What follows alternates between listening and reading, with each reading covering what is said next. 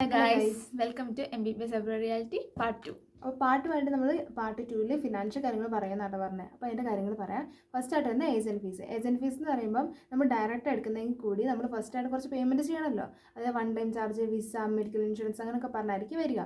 അപ്പോൾ നമ്മൾ അതിൻ്റെ കൂടെ തന്നെ അവർ പൈസ പറയുമ്പം അവരുടെ ഒരു കമ്മീഷനോട് അവർ ഇൻക്ലൂഡ് ചെയ്തായിരിക്കും പറയുക. അപ്പോൾ കമ്മീഷൻ എത്രയാണെന്നുള്ളത് നിങ്ങൾ പ്രത്യേകമായിട്ട് ചോദിച്ചേക്കുക, എത്ര പെർസെൻറ്റേജ് എന്നുള്ള ചോദിച്ചേക്കാൻ ശ്രദ്ധിക്കണം കേട്ടോ.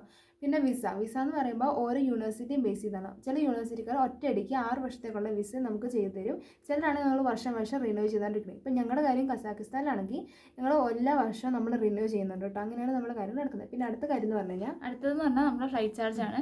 ഫ്ലൈറ്റ് ചാർജ് വേരി ചെയ്യും. ലാസ്റ്റ് 3 months എടുക്കുകയാണെന്നുണ്ടെങ്കിൽ നമുക്ക് നല്ലൊരു എമൗണ്ടിൽ കിട്ടും. അല്ലാന്നുണ്ടെന്നുണ്ടെങ്കിൽ അത് ചിലപ്പോൾ കൂടാനും കുറയാനും ചാൻസ് ഉണ്ട്, ഡിപ്പെൻസ് ഓൺ. പിന്നെ അത് കഴിഞ്ഞാൽ കോളേജ് ഫീസ് നമുക്ക് ഡോളറിലാണ് അടയ്ക്കേണ്ടത്. അത് ഡിപ്പെൻസ് ഓൺ ദ യൂണിവേഴ്സിറ്റി. പിന്നെ ഇങ്ങനെ സാമ്പിളൊക്കെ നമുക്ക് തരും. അതിൽ വേറെ ചിലപ്പോൾ ഫീസായിരിക്കും, പക്ഷേ ഡിപ്പെൻസ് ഓൺ നമുക്ക്. അത് മറ്റേ പ്രീവിയസ് ഇയറിലായിരിക്കും അവർ തരുന്നത്. അപ്പോൾ നമുക്ക് അതൊരുതായിട്ട് വ്യത്യാസം ഉണ്ടാവും കേട്ടോ. പിന്നെ അത് കഴിഞ്ഞാൽ മെഡിക്കൽ ഇൻഷുറൻസ്, അത് നമ്മൾ എല്ലാ കൊല്ലവും എടുക്കണം. ഞങ്ങളിപ്പോൾ 10K എടുക്കുന്നത്. ഞങ്ങൾ ഓൾമോസ്റ്റ് ഒരു 48,000 10K വരാറുണ്ട്. INR പറയുമ്പോൾ ഒരു 7,000 സംതിങ് ഒക്കെ വരും.